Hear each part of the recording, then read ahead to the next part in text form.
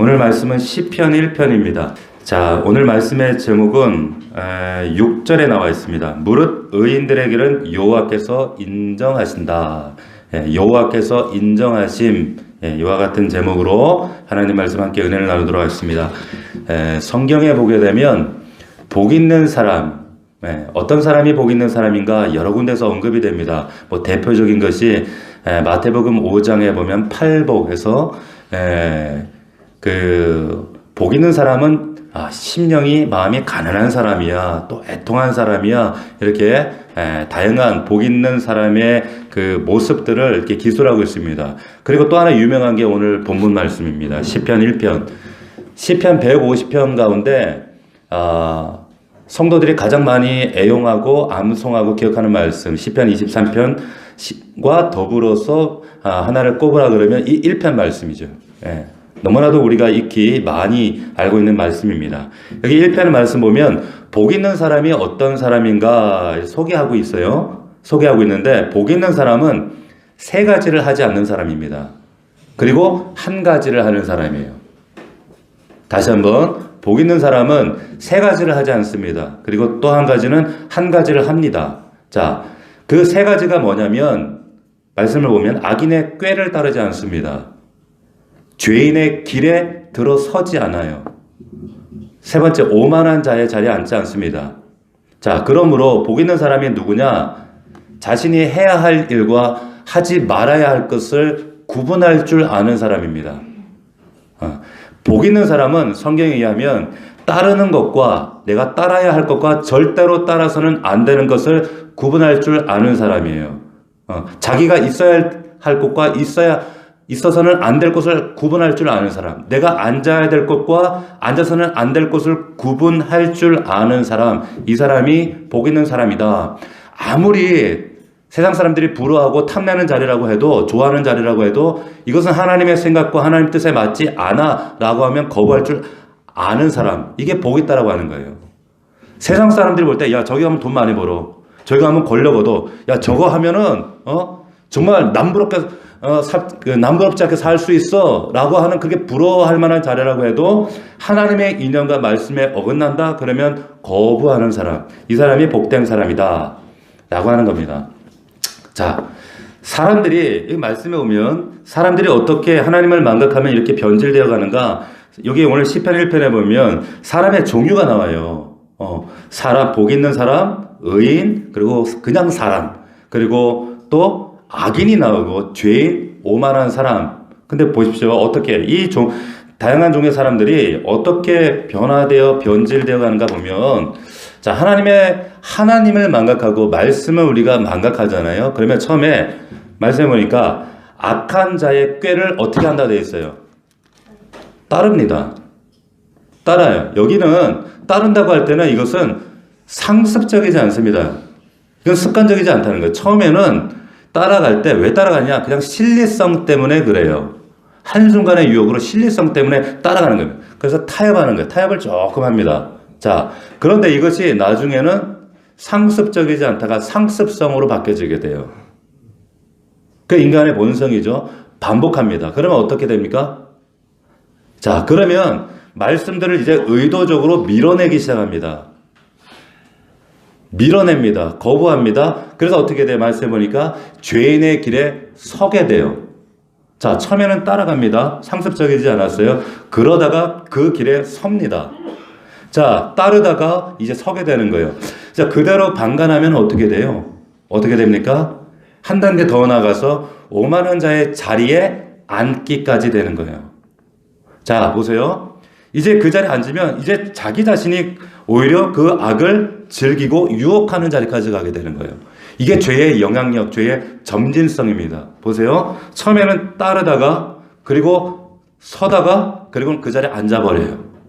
이것이 얼마나 이 죄의 영향력이 강력한가 우리는 경험하지요. 알고 있습니다. 자, 그런데 이 시편 1편에 반대로 복된 사람, 그럼에도 불구하고 이것을 밀어내는 사람, 이겨내는 사람, 굳건히 서는 비결이 있다. 자, 이 세 가지를 하지 않는 사람이에요. 악인의 꾀를 따르지 않아요. 죄인의 길에 발을 딛고 서지 않아요. 그리고 그 자리에 앉지 않아요. 대신 하나를 합니다. 그 하나가 뭔가 오직 여호와의 율법을 즐거워하여 그 율법을 주야로 묵상한다 그랬어요. 묵상. 주야로 묵상합니다.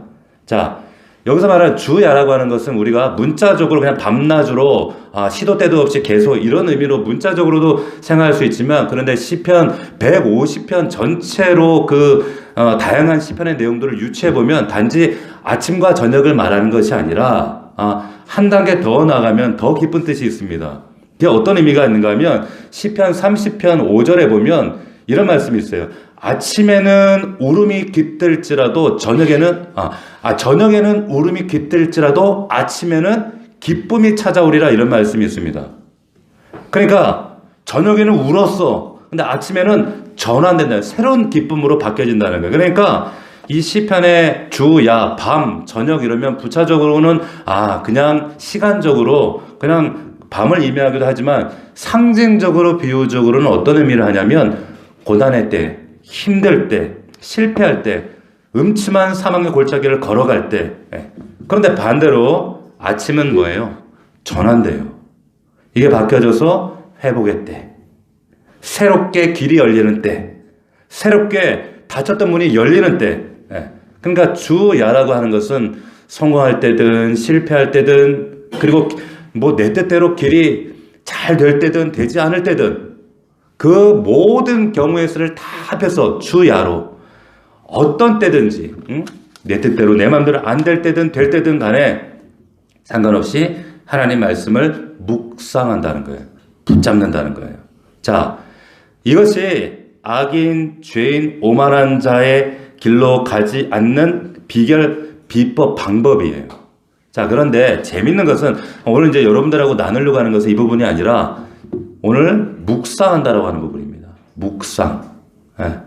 우리 교회는 복상하는 교회죠. 왜 복상이라고 그래요? 여기 나와요. 복 있는 사람은 묵상하는도다. 그래서 복 있는 사람의 묵상. 우리는 복상이라고 하는 거예요. 자, 여기 묵상이라고 하는 단어를 여러분들하고 오늘 좀 나누려고 하는데 이게 왜 이렇게 중요한가? 우리 주한이가 잘 들었으면 정말 좋겠어. 우리 보민이와 우리 청년들과 청소년들이 잘 들어야 돼. 왜냐? 우리 교회가 복상하는 교회이기 때문에 그래. 우리 자녀들의 인생이 복이냐 아니면 악인이냐 죄인이냐 이쪽으로 가느냐 마느냐 중요한 분기점이 여기 달려 있어요. 왜 그런가 여러분 들어보시면 여러분들이 납득이 되실 거예요. 자, 이 묵상한다는 말은 그냥 우리가 커피 한 잔 시켜놓고 도도하게 앉아서 음미하면서 좋은 말씀이네 한번 생각해볼까 이런 거 아니에요. 묵상이라는 단어, 이 히브리어 단어는 하가라는 단어인데 이 의미는 첫 번째 의미는 그냥 이런 거예요. 낮은 소리로 읊조린다는 뜻입니다. 이거 맞습니다. 맞아요. 그런데 사실 아셔요. 원래 본질의 뜻은 이게 아니지만 근데 이 뜻도 맞아요. 이탈리아 말에 이런 말이 있습니다. 번역이 반역이다라는 말이 있어요. 들어보셨죠? 무슨 말이냐면 원래 저자가 쓴 의도대로 번역을 하려고 하면 그 당시의 문화, 언어적 배경, 그리고 역사 이런 것들 고려해서 번역하려고 그러면 이게 직역을 하면 뜻이 안 나오는 거야. 그러니까 어떻게 해요? 반역을 할 수밖에 없는 거예요. 그러니까 모든 번역이 반역이다 이 말이에요. 그러니까 성경도 마찬가지입니다. 그런 반역적인 의미들이 있는데 근데 사실 이것도 사실 그래요. 낮은 소리로 읊조리다? 근데 이것도 틀린 말은 아니라는 거예요. 왜냐하면 성경은 당시의 성경뿐만 아니라 모든 글들을 읽을 때는 낮은 소리로 읽었습니다. 무슨 하가했단 말이에요. 그러니까 그 성경만 그런 것이 아니라 문서, 글, 시나 편지 그 당시 문서들이 있을 거 아니에요? 우리가 서당에서 읽듯이 성경은 눈으로 읽는 것이 아니라 소리로 읽었어요. 그것이 당시 유대인의 교육법이었고 당시 근동세기에 책을 읽는 방식이었습니다. 그러니까 여호수아 우리 1장 8절에 보면 우리가 너무 잘 아는 말씀, 이 율법책을 내 입에서 떠나게 하지 마라. 입에서 떠나게 하지 말고 이 말씀을 주야로 묵상하여 그가 기록된 대로 지켜 행하라. 그러면 네 길이 평탄하고 형통할 것이다. 가나안 정복하기 전에 가장 중요한 전쟁하기 전에 너희들 무기를 준비해라, 리더십을 키워라 이런 얘기 안 하시고 묵상하라 했단 말이에요. 근데 그 묵상 방법이 바로 하가란 말이에요. 낮은 소리로 읊조린다. 반복하는 거예요. 반복하는 거. 말씀을. 자, 잘 보세요.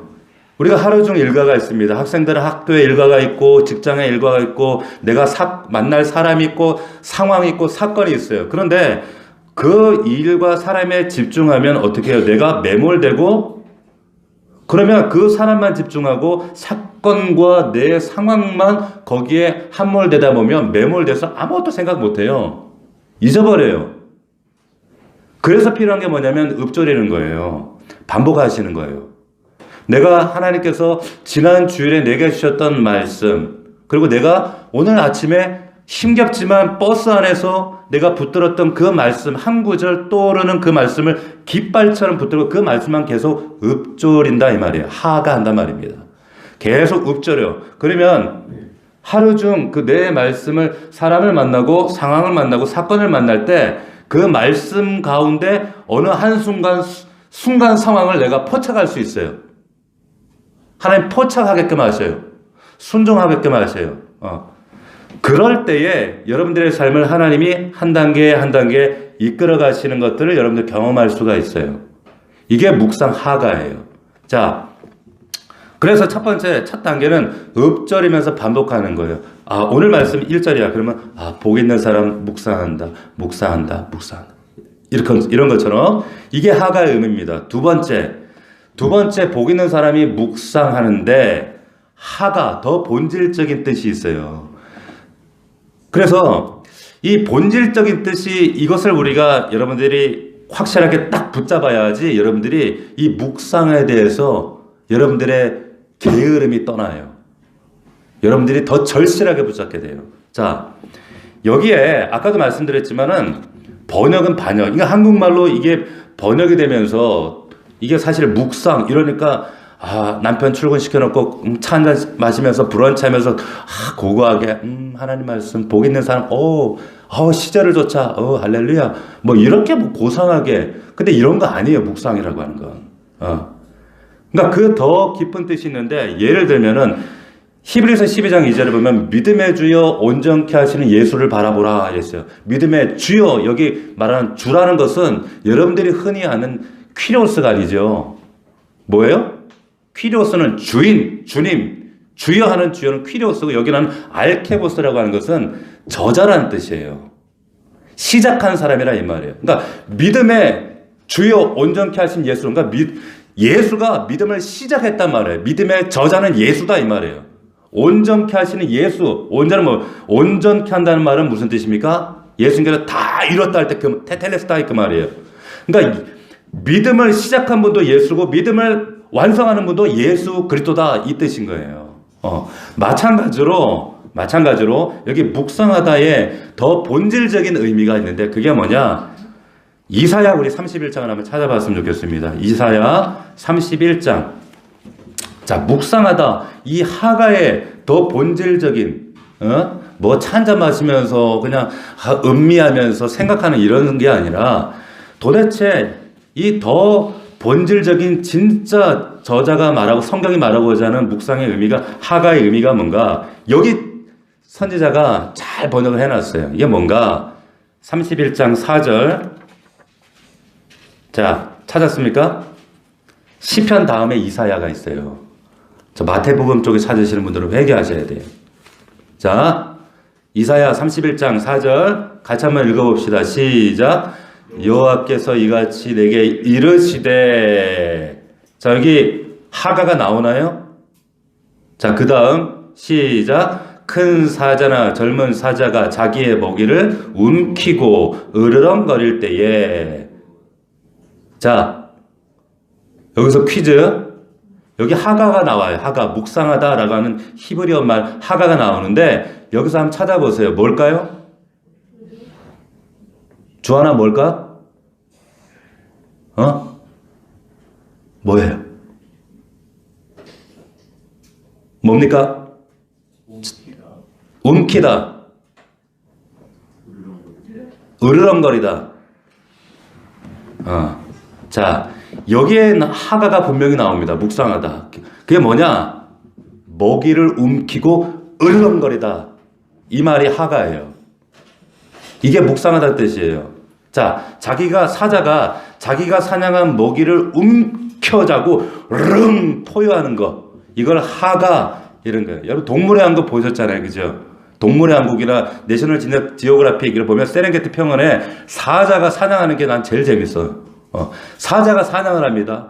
사자는 장거리에 약하기 때문에 단거리. 그래서 매복하고 있다가 엎드려 있다가 영양이나 버팔로나 뭐 이런 먹잇감을 향해서 숨어서 갑자기 뛰어들어서 어떻게 해요? 목을 팍! 숨통을 끊어버리죠. 꽉 물고는 숨통 끊을 때까지 안 놔요. 하나. 그리고 시간이 지나면 어떻게 해요? 먹잇감이 확 죽어요. 쓰러집니다. 그러면 그때 이제 사자가 어떻게 해요? 그제서야 이제 먹잇감을 넣고 포효합니다. 포효하면서 내 먹이야, 내가 잡았어. 자기 이제 무리들을 부르는 거죠. 자, 근데 문제는 뭐예요? 문제는 뭡니까? 잘 들으셔야 돼요. 그 초원에 먹이를 잡은 그 초원에 사자만 있어요? 사자가 있으면 꼭 뭐가 있어요? 하이에나가 있어요. 하이에나가 어떻게 하는지 얘네들이 때로 몰려와서 그 먹잇감 뺏으려고 때로 몰려와요. 그리고 기다립니다. 뭘 기다릴까요? 뭘 기다려? 여러분 사단마귀도 똑같습니다. 이 하이에나가 계속 기다립니다. 그 때로 모여들면서 왜 기다리는 거예요? 뭘 노리는 거예요? 사자가 방심하기만을 지금 노리는 거예요. 그걸 기다리는 거예요. 사자가 한눈 팔 때, 방심할 때, 지금 이제 지쳐서 사냥하느라고 지친 몸을 목 좀 축이려고, 혹은 자기 이제 물이 부르려고 한숨 돌리는 그 순간에 하얀의 떼들이 때로 덤비잖아요. 보셨죠? 때로 덤벼서 먹이를 낚아채는 거예요. 근데 그때 비로소 사자가 그걸 알아채고는 인식하고는 이제는 어떻게 해요? 다시 그걸 쫓아내면서 먹이를 와락 끌어안고 품에 안고 어떻게 해요? 으렁! 내 거야! 먹지 마! 내 거야! 내가 잡았어! 저리 가! 이게 하가라는 거예요. 이게 묵상하다는 뜻입니다. 그러니까 여러분들 커피 한 잔 마시면서 음미하면서 할렐루야 오늘 좋은 말씀 이거하고는 전혀 다르죠. 전혀 다른 의미라는 거예요. 하이에나만 있습니까? 하늘에 뭐가 있어요? 독수리가 있어요. 잠시 한눈만 보면 때로 내려와가지고 그 먹이 그냥 낚아채버려요. 채가버립니다. 이때 사자가 정신 차리고 와가지고 하이에나를 내쫓고 보세요. 사자가 먹이를 먹고 있을 때 끌어안고 먹잇감을 끌어안고 으렁 할 때는요. 하이에나 독수리가 덤벼들어요? 안 덤벼들어요? 절대 안 덤벼들어요. 으르렁거리지 않기 때문에 먹이를 움켜쥐고 으르렁거리지 않을 때 한눈 팔 때 낚아채버립니다.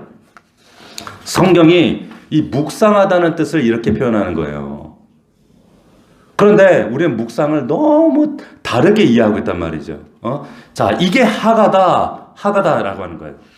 자, 보세요. 왜 하나님 말씀을 우리가 매주마다 강단에서 선포되는 말씀을 내가 받들고 또 매일매일 복상하는 말씀을 읽고 하가하고 그리고 그 말씀을 붙들고 살아가면서도 왜 그 말씀이 나를 변화시키지 못하는가? 왜 우리 가족을 변화시키지 못할까? 왜 십수년이 지나도 우리의 삶에 가정의 일터에 왜 변화의 조짐들이 나타나지 않을까? 왜 그럴까요? 뺏기기 때문에 그래요. 하이에나와 독수리 이런 악한 영들. 성경에는 귀신이라는 말은 없습니다. 사실은.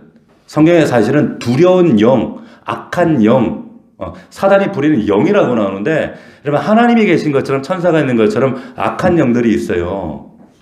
그것들이 여러분들 방심한 틈을 기다렸다가 뺐습니다. 여러분들이 막 말씀을 움켜쥐고 으르렁거리지 않을 때 뺏기는 거예요. 매번 뺏겨요. 근데 뺏기는 것도 몰라요. 인식도 못해요. 뺏기는가 보다 해요.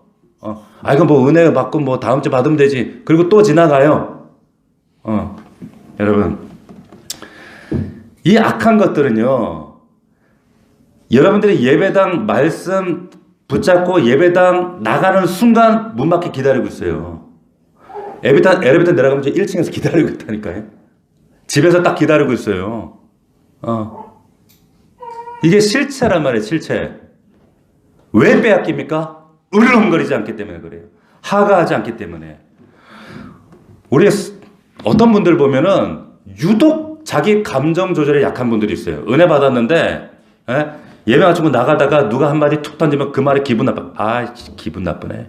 혹은 아내나 남편이 집에 가다가 한마디 툭 던지는데 그 말이 탁 걸려. 아, 너 집에 가서 보자. 그냥 받았던 일 한순간에 다 쏟아버리는 거예요. 항상 넘어지는 그 지점에서 넘어져요. 자기 조절이 안 돼. 감정의 쓰레기들 막 쏟아내면서 자, 그런 것들에게 내 여지를 주는 순간 나는 그 악한 더러운 영들에게 어떻게 해요? 문을 열어주는 거예요. 방심할 틈 들어와 열어주는 거 똑같은 겁니다. 어떤 분들은 자기 심령이 약해. 너무 사람이 좋아서 유약해. 그러니까 자꾸 악인의 꾀에 넘어가요. 1절에 나오는 거죠. 악인의 꾀. 악인의 꾀는 저 옆 동네 김씨 박씨가 아니에요. 사실은 그 악인은 내 안에서 스스로 야 어쩔 수 없잖아. 어떻게 현실 속에 어떻게 맨날 성경대로만 살아. 어떻게 말씀대로만 살 수 있어. 하나님도 눈 감아주셔. 다 이해하셔. 자, 그 꾀에 넘어가요. 사단은 그 꾀를 주다가 처음에는 그 마음의 여지를 가룟 유다가 예수 팔 때 그냥 처음부터 예수 팔았던 거 아닙니다. 처음에 이 사람 요한복음 12장에 보면 처음에는 이 유다는 돈괴를 맡았다 이랬어요. 자, 거기에 보면은 자기 그 향해 본 마리아 얘기가 나와요. 근데 그 사람들이 그걸 놀라워하는 장면 같아. 가룟 유다만 막 심통이 나가지고 아니 어떻게 이걸 귀한 걸 가지고 이렇게 허비할 수가 있냐고 막 혈기를 벌입니다. 근데 그 말씀 뒤에 뭐라고 나오냐면 이 사람은 돈 맡은 자다. 이 사람은 돈을 사랑한다 이 말이에요. 여지를 준 거예요. 근데 그 뒤에 가면 뭐라고 돼 있는가? 뭐라고 돼 있는가 하면 이 마귀가 예수 팔려는 생각을 넣었다 이랬어요. 이제는 그 죄인의 길에 들어서 버린 거예요. 그리고 나중에는 예수를 팔아버립니다. 단계로 진행이 되는 거예요. 자, 그러니까 항상 넘어지는 지점에서 넘어지게 돼 있어요. 항상 실패하는 자리에 넘어져요. 목사인 저는 우리 성도들이 고난이 올 때, 어려움이 올 때, 저는 그때 그렇게 염려하지 않아요. 우리 정혜동 집사님이 1년 반 동안 아까 지나가는 간증을 하셨지만 사실 염려하지 않았어요, 그때는. 왜냐, 오히려 그 고난을 통해서 하나님 주신 약속과 신실하신 음성은 더 확고하고 담대하게 하셨어요. 그런데 오히려 성공할 때, 승승장구할 때, 내 뜻대로 그럭저럭 되어갈 때 목사가 제일 염려하는 거예요. 방심하거든요. 빼앗기고 있는 걸 몰라요. 자, 그렇기 때문에 오히려 성경에서 물론 다양한 고난에 대한 이야기를 하고 있지만 정작 우리 성도들에게 가장 편한 건 뭐냐? 고난을 다루는 법을 우리가 배우는 것이 아니라 성공했을 때 우리가 어떻게 다루어야 하는가 그걸 배우는 게 중요합니다. 자, 그렇기 때문에 여러분들 말씀 지키셔야 돼. 으르렁 지켜야 된다는 거예요. 자, 세 번째 의미가 있습니다. 두 번째에서 멈추면 안 돼요. 말씀을 으르렁 빼앗기지 않기 위해서 내가 사수하는데 세 번째가 중요합니다. 세 번째. 그게 뭐냐? 세 번째는 어떤 의미가 있는가? 경영한다는 의미가 있어요. 자, 오늘 시편의 이 1편과 2편, 이 말씀은요, 1편 따로 2편 따로가 아니라 사실은 하나의 시편이에요. 근데 후대 이게 나눈 것 뿐이죠. 근데 여기 보면, 보시겠어요?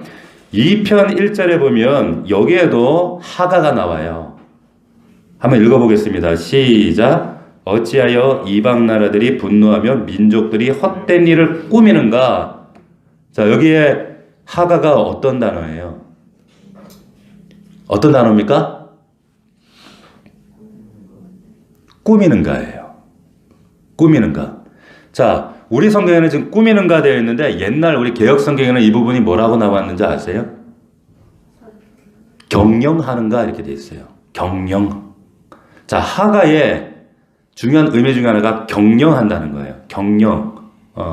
자, 하나님의 말씀을 내가 그냥 음미하고 좋은 의미구나, 좋은 뜻이구나, 할렐루야.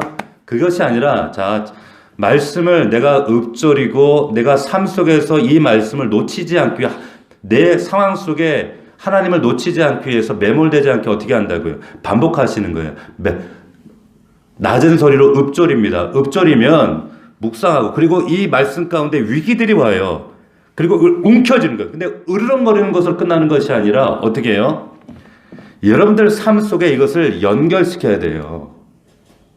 직결하는 거예요. 음미가 아니에요. 자, 여러분들의 닥친 여러분들의 그 가정의 문제, 그리고 직장의 문제, 인간관계의 문제, 뭐 혹은 이직의 문제, 회사의 어떤 뭐 큰 변화의 문제, 이런 문제들, 다양한 내가 고민하는 선택해야 될 많은 문제 가운데 이것을 여러분들이 내게 주신 그 말씀을 읊조린 말씀과 어떻게 해요? 직결해서 여러분들이 꾸며내셔야 돼요. 경영해내셔야 된다는 거예요. 그저 경전 읽듯이 주문하듯이 반복해서 읽다가 좋은 의미네 끝 이것이 아니라 연결하는 거예요. 직결하시는 거예요. 자, 예를 들어서 우리 가정에 지금 회사가 어려워요. 근데 회사도 어렵고 그런데 회사 직장 상사가 고약해. 나에게 막 부당한 일을 시켜요. 그리고 나에게 막 일도 과중하게 시키고 사람을 차별하고 사람을 막 힘들어서 나 이 직장 여기밖에 없나 나 때려칠래. 내가 올 연말까지만 하고 내가 이 연말에 때려치리라 이래 작정을 했어요. 집에 와가지고 나 정말 저 위 상사 때문에 일이 힘들고 고달프고 어떻게 나를 이렇게 부당하게 대우할 수 있고 나 힘들어 나 때려칠 거야. 그랬더니 우리 아내도 힘들지 고달프지 그래 힘들어 뭐 직장 거기밖에 없어 그렇게 힘들면 때려쳐버려. 그랬어요. 이건 하가가 아니에요, 여러분. 하가가 아니란 말이에요. 정말 말씀을 묵상하는 사람이 그 집안에 한 사람만 있으면 남편이든 아내든 그 사람이 정말 말씀을 가지고 연결해서 하가하는 사람이라면 그 사람이 어떻게 반응해야 되겠습니까? 아니야 수도 여보 잠깐 기다려봐. 지금 그 직장 때려치고 말고 그 사람이 나쁜 놈이고 죽일 놈이 그게 문제가 아니라 중요한 건 하나님이 왜 이런 내 상황을 허락하셨지? 어쩌면 이 상황을 하나님이 인내하게 하시고 이 말씀을 통해서 우리에게 인내를 배우게 하시려고 어쩌면 더 큰 하나님의 축복을 주시려고 혹은 이 과정을 통과한 이후에 어떤 새로운 어떤 일을 도모할 수 있도록 그 과정을 주시기 위한 게 아닐까? 우리 기다려보자. 우리 조금만 인내해 보면 좋겠어. 우리 함께 주님 앞에 엎드립시다. 이게 하가라는 거예요. 이게 묵상하는 사람이에요. 이렇게 하나님 내가 묵상한 말씀을 가지고 남편을 제재하고 아내를 제재할 수 있는 사람. 이게 묵상하는 사람이에요. 항상 문제는 뭐냐? 그냥 말씀 없이 내가 그냥 일 저질러 버리고 사표도 던지고 아니면 뭐 직장도 옮겨버리고 막 학교도 뭐 정해버리고 그리고 하나님 앞에 나중에 와가지고 여기 막 해달라고 떼쓰는 거예요. 내가 실컷 다 결정해놓고는 그냥 하나님 앞에 와가지고 결제하라고 막 떼쓰고 울고 불고 막 하나님 사랑했으면 뭐 이럴 수 있냐고 막 그러고 원망하고. 묵상은 그게 아니라는 거예요. 경영하시는 거예요. 말씀으로 여러분들 삶을 직결해서 그리고 여러분들이 말씀을 하나님께 여쭙고 그리고 경영해 가는 거예요. 드릴 때까지 말씀하시면 아멘 하시면 돼요. 안 들리면 이렇게 기다리면 되는 거예요. 이게 하가다라고 하는 거예요. 자, 이 말씀 그 율법을 주야로 잘 나갈 때든지 못 나갈 때든지 성공할 때든지 실패할 때든지 여러분 하가를 실천한 여러분 될 수 있기를 주의 이름으로 축원합니다. 축원합니다. 자, 그래야 복된 사람이 된다는 거예요. 그래야 오늘 6절 말씀대로 여호와께서 인정하는 사람이 된다. 자, 이 복된 사람에게 이게 또 귀한 이유는 왜 그렇습니까? 그냥 거두절미하고 우리는 이 말씀 때문에 그래요. 뒤에 너무 이 풍성함들이 있거든. 약속들이 있거든. 여기 말씀 보니까 3절에 보니까 시냇가에 심은 나무가 철을 따라 열매를 맺죠. 잎사귀는 마르지 않고 하는 일이 다 형통하고 막 가뭄이었는데도 마르지 않죠. 막 그 뿌리가 그 샘으로 뻗쳐나가죠. 막 잎사귀가 푸르니까 사람들이 모여서 그늘에 쉬죠. 막 이런 놀라운 일들이 있는 거예요. 할렐루야 하나님 이 은혜가 있기를 원합니다. 그러면 관건은 뭡니까? 하가 하셔야 돼요. 하가 이 세 가지 과정들 여러분들이 실천하고 경험하셔야 된다는 거예요. 이게 놀라운 사람들에게 어떻게 이런 사람들이 말하죠. 와, 가뭄이야, 코로나야, 정말 듣도 보도 못한, 경험하지 못한 지금 이 고금리 인플레이션 시대, 그래도요 잘 나가는 사람 잘 나갑니다. 아시죠? 잘 되는 사람은 잘 돼요. 악인들만 잘 되는 게 아니에요. 그리스도 안에서 정말 이 형통을 경험하는 분들, 저는 지난주에도 이런 분들 만났어요. 간절하시더라고요. 보세요. 이 삶의 주인공이 누구냐? 선지서에 보면 예레미야라고 하는 선지자가 이 시편 말씀을 너무너무 사랑했던 것 같아요. 이 말씀을 똑같이 인용하는데 한 단어만 딱 바꿨어요.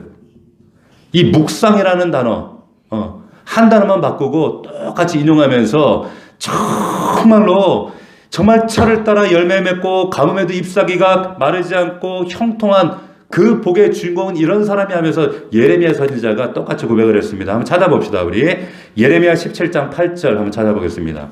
예레미야 17장 8절 우리 구약성경 1077면 예레미야 선지자가 시편 1편을 그대로 인용해서 이렇게 얘기를 합니다. 예레미야 시편 다음에 그리고 뒤에 보면 이사야가 있고 거기에 예레미야 이사야 다음에 예레미야가 있어요. 예레미야 17장 8절 1077면 17장 8절 다 같이 읽겠습니다. 시작. 그는 물가에 심어진 나무가 그 뿌리를 강변에 뻗치고 더위가 올지라도 두려워하지 아니하며 그 잎이 청청하며 가무는 해도 걱정이 없고 결실이 그치지 아니함 같으리라. 할렐루야. 이런 은혜가 있기를 원합니다. 보세요. 그런데 여기 보세요. 아니 이렇게 막막한 현실인데 두려워하지 않아. 걱정이 없어. 그가 누군지 알아? 물에 심겨진 나무 같은 사람이야. 더위가 올지라도 마르지 않아. 걱정 없어. 가뭄 같은 거, 코로나 같은 거 걱정 안 해. 때를 따라 열매 맺는 사람이야. 풍성한 사람이야. 라고 말합니다. 누가? 그 사람 누굽니까? 도대체 이 사람 누구예요? 바로 앞에 7절에 나와요. 7절 같이 읽겠습니다. 시작. 그러나 무릇 여호와를 의지하며 여호와를 의뢰하는 그 사람은 복을 받을 것이라. 할렐루야. 복 있는 사람이 누굽니까? 여호와를 의지하고 의뢰하는 거예요. 여호와께 매달리고 묻고 여쭙고 붙들고 매달리는 거예요. 할렐루야. 묵상한다는 단어가 요거로만 다 딱 바꾼 거예요. 요거만 딱 바꾼 거예요. 그 사람에게 주어지는 축복이 뭐냐? 가뭄에도 마르지 않아. 이 사람은 뿌리가 내려 있어. 형통해. 끊임없이 이 은혜가 많은 사람에게 흘러가. 자, 이 사람이 어떤 사람, 무슨 일이든지 주야로 하나님 찾는 사람, 주야로 하나님 의지하고 묻는 사람, 매달린 사람. 에이, 목사님 의지하죠. 그래도 우리가 이렇게 교회도 오는데 설마 하나님 의지 안 하겠어요? 근데 수준의 문제예요. 하나님이 원하시 응답하실 임계점에 도달해야 된단 말이죠. 보세요. 자, 복 있는 사람 얘기할 때 우리가 가장 또 얘기 많이 하는 마태복음 5장 8복 이야기를 하죠. 자, 첫 번째 복 받은 사람 누구예요? 정의준 목사님? 그죠? 마음이 가난한 사람. 여기 가난하다. 이것도 사실은 반역이에요, 이게. 번역이 반역된 거야, 이게. 그러니까 이게 원래 이 푸토코스라고 가난하다는 말은 그냥, 가난이요. 좀 없어. 이런 의미가 아닙니다, 이게. 원래 이 푸토코스라고 하는 이 단어의 의미는 당시의 헬라어는 이 성경만 있었던 게 아니라 헬라어에 뭐 시도 있고 소설도 있고 여러 문서들에 등장하는 이 푸토코스라는 단어는 그런 의미로 쓰여져 있지 않아요. 그냥 우리말로 번역 가난하다 이렇지가 않아요. 이 의미가 어떤 의미냐? 이 가난하다는 의미는 이런 의미입니다. 여러분 굶어 보셨어요? 한 보름 굶어 보셨어요? 자, 열흘 굶어 보신 분, 일주일 굶어 보신 분, 3일 굶어 보신 분, 3일 금식. 금식 기도도 안 하시나 봐. 보세요. 제가 41일 금식 못하고 좀 장기 금식을 했어요. 21일 금식을 한 적이 있었어요. 사역을 하면서. 그런데 한 번은 금식을 하고 저 보정동을 운전하고 지나가는데 원래 금식하면 운전하면 안 돼요. 음주단속을 하더라고. 그래서 저는 아무 생각 없이 내리고 음주단속 부세요. 후 이제 삐 되는 거예요. 금식을 하면 속에서 정말 말하지 못할 독가스들이 막 나와요. 걸려가지고 거기서 목사가 비느라고 목사인데요. 걸어보세요. 내려가지고 또 걸었잖아 막. 걷고 그리고 나서 운전 안 했어요. 이게 안에서 창자를 쥐어짜요. 짜면서 안에서 이 식욕이 지나면 아주 창자를 쥐어짜는데 몸에는 모든 근에 담겨진 에너지, 글리코겐 이런 것들 쥐어짜니까 이게 독소가 나오는 거예요. 창자 끊어지는 여러분 그 굶주림을 한번 경험해 보셨어요? 푸토코스가 그거예요. 그 굶주림을 가지고 먹을 거 달라고 강청하는 게 굶주림, 이 푸토코스라는 단어입니다.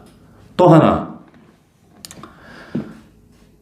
부모가 사랑하는 자녀를 잃어버리고 나서 찾을 때 그 절박함, 이게 푸토코스예요. 자, 제가 어릴 때, 제 기억으로 6살 때쯤으로 기억합니다. 경주에 살았습니다.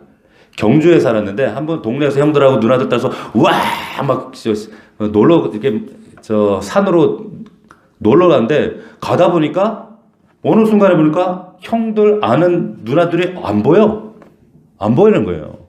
어디지? 제가 지금 40몇 년이 지났는데도 지금 기억이 나는 거예요.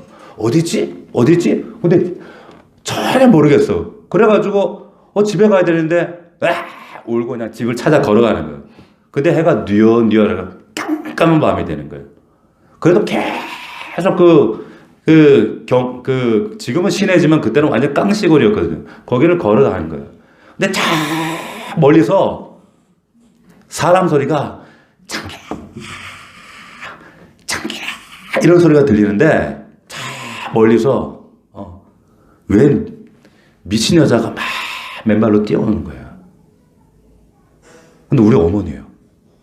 저희 어머니가 굉장히 단정하신 분이에요. 그 1960년대, 70년대 그 당시에 옛날에 오드리 헵번, 우리 젊은 분들은 모르지만 오드리 헵번, 그 오드리 헵번 안경, 머리, 그리고 미니스커트, 그 당시 미니스커트 이렇게 단정하고 굉장히 아주 패셔너블한 분이었거든요. 단정한 분이에요. 그런데 그때 저를 찾으려고 뛰쳐오는 어머니의 모습, 과연 그냥 광인이야, 광인. 신발도 안 신고 옷은 다 풀어 헤치고 몇 시간을 뛰어다녀 아들 찾겠다고. 엄마가 막 저를 안고 막 우는데 그게 40몇 년 지나도 아직도 기억이 나는 거야. 그리고 나서 겁나게 엉덩이 맞았어요. 이놈의 새끼 누나 옆에 붙어 있으려니까 나갔다고. 겁나게 두드려 맞았거든.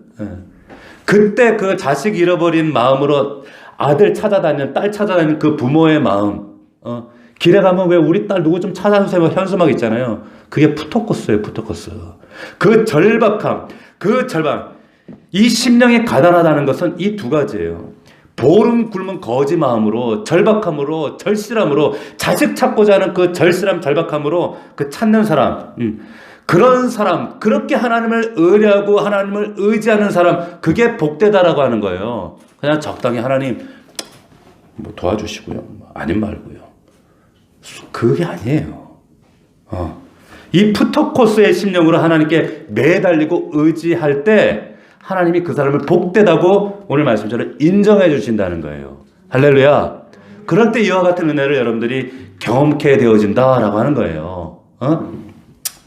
여러분 말씀을 맺겠습니다. 어느 순간부터 우리가 그 하나님을 의지하지 않고 자꾸 사람 찾아요. 내 경험과 내 상식과 그리고 누구보다도 나 자신을 찾아요. 하나님 찾으셔야 돼요. 정말 푸토코스 하는 마음으로. 그러기 위해서 하나님 말씀 붙잡아야 돼요. 저는 참 시편 23편에 보면 이해 안 되는 게 아니 왜 원수의 목전에다 밥상을 차리시나? 그게 참 이해가 안 됐거든요. 아니 좀 양의 입장에서 한번 생각해보세요. 양 그냥 밥상을 차려. 이게 트로피가 아니에요. 상이.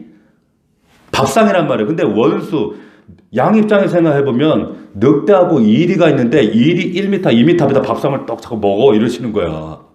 이게 무슨 의미예요? 짓궂게. 좋은 레스토랑이나 하나 데려가시면 좋겠는데. 무슨 의미입니까? 눈앞에 원수가 있어도 너 두렵지 않게 할 거야 라고 하는 거야. 절대 두렵지 않아. 왜? 관건은 어디 있습니까? 그분이 나의 목자가 되시면 되는 거예요. 1절에 나와 있죠. 여호와는 나의 목자시니 그러면 목전에서도 괜찮아요.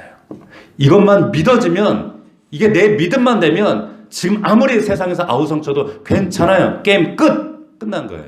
그런데 문제는 이게 안 믿어지니까 타협하고 또 타협하고 또 양보하고 타협하고, 그러다 보니까 어떻게 돼요? 또 악인의 길을 따라가고 그 길에 들어갔다가 나왔다 들락날락하고. 하나님은 절대 그런 분이 아니에요. 하나님 만으로 여김을 받는 분이 아니십니다. 그렇기 때문에 그 하나님 보세요. 제가 중앙아시아 갔을 때 정말 놀라웠던 것은 그 유르트 그 목자 집에 가서 대접을 받은 기회가 있었어요. 그들이 얘기하는 거예요. 목자들을, 나는 그 사람 유르트 가서 야 당신 좋겠다고 이 많은 염소가 다 자기 이 사람 건 줄 알고 그랬더니 자기 거 아니래. 자기는 이거를 대리 맡아서 키우는 사람 목자라는 거예요. 근데 참 재미난 얘기를 하는데 이런 얘기를 하는 거예요. 마을에 공동 우리가 있고, 근데 그 안에 수많은 양과 염소들이 있는데 그 양의 주인이 다 달라요. 김씨네, 박씨네, 최씨네 다 다른데 1년에 한 번 이 양을 대신 길러줄 목자를 뽑는다는 거예요. 목동을 뽑는데 어떤 사람 뽑느냐? 컨테스트를 한다는 거예요. 나와서 우통을 까게 한다는 거예요. 식스팩 볼까요? 가빠 볼까? 2도, 3도? 그거 안 봐요. 키 크냐? 젊냐? 나이가 많으냐? 그걸 보는 게 아니라 뭘 볼까요? 왜 우통을 까게 할까요? 상처를 봐요. 그 사람 몸에 상처 있는가? 이 사람이 목동이 20년이야, 10년이야? 광야 같은 곳은요, 돌발적인 사고가 많은 곳이에요. 늑대, 곰, 절벽에 떨어진 양, 그러면 거기에 주저없이 뛰쳐내려가고 그 20년, 10년의 시간을 보냈다면 반드시 상처가 있어요. 갑반하고 식스팩 있고 아무 그 상관없어요. 나이가 얼마고 상관없어요. 그게 있으면, 그런데 이 사람이 10년이 전에 20년인데 몸을 까봤는데 그런 게 없어? 그러면 이 사람은 뭐예요? 그 현장에서 주저했다는 거예요. 그 양들을 내버려 뒀다는 거예요. 그렇기 때문에 목자에게 상처가 있습니다. 우리 주님은, 우리 예수님은 상처가 많은 분이에요. 여러분, 이분을 요한복음에서는 예수 그리스도가 우리의 선한 목자라고 했습니다. 목자라고 하셨어요. 여러분의 선한 목자란 거예요. 이분이 여러분의 원수의 목전, 정말 두려울 수밖에 없는 현실, 그럼에도 불구하고 그분이 내 목자라는 사실만 믿어지면 전혀 두려울 게 없어요. 안 믿어지기 때문에 두려운 거예요. 안 믿어지기 때문에 염려가 되는 거예요. 안 믿어지기 때문에 자꾸 타협하고 양보하는 거예요. 믿어지는 그 순간 모든 것이 은혜 안에 여러분들의 삶 가운데 풍성한 은혜가 넘치게 될 줄로 믿습니다. 할렐루야. 말씀을 정리하겠습니다. 이 시편 1편의 말씀은 사실은 감탄문입니다. 복되도다 악인의 꾀를 따르지 않는 사람, 복되도다 죄인의 길에 서지 않는 사람, 복되도다 오만한 자의 자리에 앉지 않는 사람이요 하면서 감탄문으로 되어 있어요. 감탄문입니다. 그런데 이 아슈레 이것이 시편 마지막, 이 2편의 마지막에도 보세요. 이게 하나의 시편이라 그랬어요.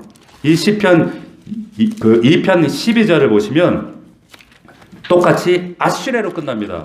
보십시오. 12절 마지막에 보면 여호와께 피하는 모든 사람은 다 복이 있도다 아슈레 끝나는 거예요. 그러니까 첫 시편 1편의 시작이 아슈레로 해서 아시레로 끝나는 그 사이에 지금 이 복 있는 사람의 내용을 이걸 지금 서사하고 있는 거예요. 이야기를 하고 있는 거예요. 자, 이런 사람이 복이 있다. 아시레. 이런 사람을 하나님 인정하신다. 어떤 사람? 하나님의 말씀을 하가하는. 이 말씀을 수많은 일상 가운데 사람 사건 속에서도 이 말씀을 붙잡고 읊조리며 빼앗기지 않게, 악한 영에게 빼앗기지 않게 읊조리고 양보하지 않고 타협하지 않고 이 말씀으로 내 삶을 경영해내는 사람, 그리고 악인과 죄인과 오만한 자를 물리칠 줄 아는 사람. 그래서 이런 사람에게 하나님께서 철을 따라 열매 맺게 하시고 가뭄에도 가라지 않게 하시고 형통한 주인공으로 서게 하신다는 거예요. 이 주인공이 우리 넘치는 교회, 우리 사랑하는 모든 성도들 되기를 주의 이름으로 축복합니다. 저와 여러분들이 되기를 주의 이름으로 축원합니다. 우리 1분간만 기도합시다. 하나님, 이 1편 말씀 하가 기억하십시오. 하나님, 이 말씀을 나의 말씀으로, 머리로 받지 않고 내 가슴으로, 내 삶으로 하나님 받아 순종하게 하옵소서. 아버지 하나님, 이 복 있는 사람, 여호와께 인정받는 사람 되게 하옵소서. 하나님 역사하옵소서. 우리 다 함께 1분간만 기도합시다. 살아계신 아버지 하나님, 감사함을 드립니다. 걸어가신 아버지 하나님, 오늘 주신 이 말씀이 우리 사랑하는 모든 성도들, 하나님, 고단하고 피곤한 오늘의 현실 가운데, 세상 이곳저곳에서 전쟁과 기근과 기후의 변화와 인플레이션과 하나님 수많은 어려움 가운데, 여기저기서 가뭄이다, 나무들이 퍽퍽 쓰러지는 이 현실 가운데, 아버지 하나님, 오직 복 있는 사람, 하나님께 인정받는 사람, 이 하나님의 말씀을 묵상하고 주야로 하가를 이루어내는 사람은 아버지 철을 따라 열매를 맺으며 잎사귀가 가뭄에도 마르지 아니하며 저의 삶을 하나님이 형통함으로 풍성함으로 인도하실 줄 믿습니다. 아버지 하나님, 이런저런 삶을 타협하고 양보하며 하나님 말씀을 내 삶 속에 아버지와 경영하여 드리지 못한 것 하나님 용서하여 주시옵시고, 이 말씀 우리의 사랑하는 가정과 자녀들, 아들, 딸들에게 이루어지게 하옵소서. 하나님 말씀이 실체가 되게 하옵소서. 실상이 되어질 수 있도록 하나님 아버지 역사하여 주시옵소서. 주여 붙잡아 주시옵소서. 함께하여 주시기를 원합니다. 우리 한 번만 더 기도했으면 좋겠습니다. 이 시간 우리 특별히 3일 후에 수능을 앞두고 이제 두려움 가운데, 혹여나 마음 가운데 긴장하고 있을 우리 사랑하는 아들들, 우리 자녀들 위해 기도하겠습니다. 우리 장원이, 그리고 영준이, 그리고 경원이, 지수를 위해서 기도하겠습니다. 하나님, 이들을 축복하셔서 하나님 저들에게 솔로몬의 지혜, 다니엘의 지혜를 100배나 더해 주셔서 집중력을 다하시고 하나님을 의지할 수 있도록, 정말 하나님을 전적으로 의지할 수 있도록 저들에게 가난한 심령을 허락해 주시고, 하나님 정말 시험에 들어가는 순간부터 마치고 나오는 그 순간까지 하나님 저들의 손과 발걸음 책임져 주시옵소서. 하나님 역사하여 주옵소서. 우리의 자녀들을 위해서 한번 함께 중보해 주시기를 당부드립니다. 기도하겠습니다. 살아계신 아버지 하나님, 감사합니다. 우리 사랑하는 우리 장원이와 경원이와 영준이, 지수를 축복합니다. 하나님의 지혜로 붙들어 주시옵소서. 아버지 하나님, 이제 3일 후에 치르게 될 아버지 대입 수능을 하나님의 지혜로 지금까지 애쓰고 싸워 축적한 모든 지혜와 지식들을 아름답게 펼쳐놓을 수 있도록 하나님 축복하옵소서. 하나님께서 저들의 목자가 되어주셔서 원수의 목전 앞에서 두려워 떨지 아니하는 귀한 믿음의 아들들, 딸들 될 수 있도록 역사하옵소서. 우리의 아들, 딸들, 우리의 자녀들이 그러한 믿음을 가지게 하옵소서. 하나님의 말씀을 묵상하는 자들 되게 하옵소서. 하가를 경험하는 자들 되게 하옵소서. 체험하는 자들 되게 하옵소서. 하나님, 악한 영들이 이 하나님의 말씀을, 허락하신 말씀을 뺏으려갈 때에, 방심하는 틈을 다 뺏으려갈 때에 으르렁거리며 이 말씀을 붙잡고 약속의 말씀을 이루어내, 우리 삶 속에 이루어내기 위하여 기도하고 묵상하며 싸워 이겨내는 우리 믿음의 사람들, 우리 사랑 넘치는 가족들이 다 될 수 있도록 아버지 역사하여 주시옵소서. 이 말씀 붙들고 한 주간도 우리의 삶이 날마다 주의 형통을, 주의 함께하심을 경험할 수 있도록 아버지 축복하옵소서. 아버지 역사하옵소서. 살아계신 아버지 하나님, 복 있는 사람은 오직 여호와의 율법을 즐거워하여 그 율법을 기쁠 때든지 슬플 때든지 실패할 때든 성공할 때든지 주야로 묵상한다고 했습니다. 아버지 하나님, 이 묵상이 우리의 삶의 승리의 관건입니다. 아버지 도와주셔서 이 말씀, 이 하가를 우리가 경험해낼 수 있도록, 그리고 하나님 앞에, 믿음의 공동체 앞에 귀한 간증의 주인공들이 다 될 수 있도록 하나님 은혜와 축복을 더하여 주시옵소서. 믿사옵고 예수님의 이름으로 기도하옵나이다. 아멘.